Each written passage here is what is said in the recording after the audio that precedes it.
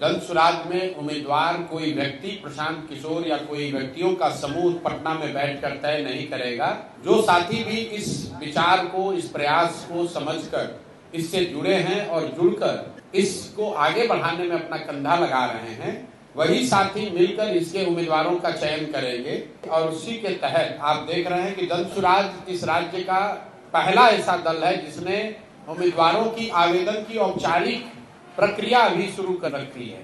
12,000 के आसपास लोगों ने आवेदन दिया है बाकायदा फीस भरकर, और लोगों को ये अनुमति दी गई है कि जिन्होंने भी आवेदन की प्रक्रिया पूरी कर ली है वो अपना नाम, अपना कार्यक्रम, अपना प्रोफाइल संभावित उम्मीदवार के तौर पर अपने क्षेत्र में वो प्रचारित कर सकते हैं।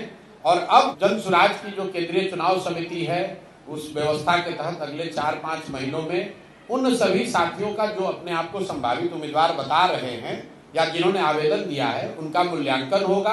और जनसुराज से जुड़े हुए लोग, पदाधिकारी, साथीगण, इसके संस्थापक सदस्य, सब लोग मिलकर जिसके नाम पर मुहर लगाएंगे वही जनसुराज का उम्मीदवार होगा। उसमें कोई धन बल का प्रयोग नहीं, कोई अंडर द टेबल डीलिंग नहीं। जनसुराज में कोई आपको नहीं कह सकता है कि हमने पैसे के आधार पर टिकट ले गया या पैरवी से टिकट ले गया। जहां तक रह गई बात की दूसरे दल से आने वाले लोगों की, तो भाई जब बिहार में दूसरा कोई विकल्प ही नहीं था तो वोटर के तौर पर भी आप किसी न किसी को वोट देते थे। बहुत सारे अच्छे लोग जो राजनीति करना चाहते हैं वो बेहतर विकल्प के अभाव में किसी दल के साथ थे। अगर वो आज हम लोग के साथ जुड़ रहे हैं तो उस पर प्रतिबंध नहीं लग सकता है।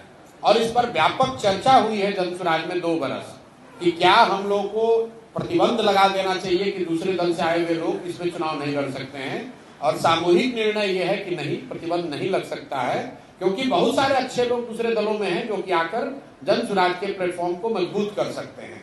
लेकिन जो बात मैंने कही है कि बिहार में कोई 1200-1250 परिवार के लोग ही पिछले 30-35 वर्ष में सांसद विधायक बने हैं, उसको ध्यान में रखते हुए ये तय किया गया है कि ज्यादातर कैंडिडेट जो चुनाव लड़ेंगे वो राजनीतिक पृष्ठभूमि वाले ऐसे लोग नहीं होंगे जो पहले से जिनके परिवार या उनके परिवार के सदस्यगण चुनाव लड़ते रहे हैं। कुछ अपवाद जरूर हो सकता है, लेकिन 2/3 से ज्यादा लोग जनसुराज में वही चुनाव लड़ेंगे जो शायद जीवन में पहली बार चुनाव लड़ रहे होंगे। और ज्यादातर लोग ऐसे होंगे जिन्होंने कि शायद राजनीति ही अपनी पहली बार जीवन में शुरू की है। तो बहुत बड़ी संख्या में मोटे तौर पर नए राजनीतिक चेहरे आपको जनसुराज के टिकट पर चुनाव लड़ते हुए दिखेंगे।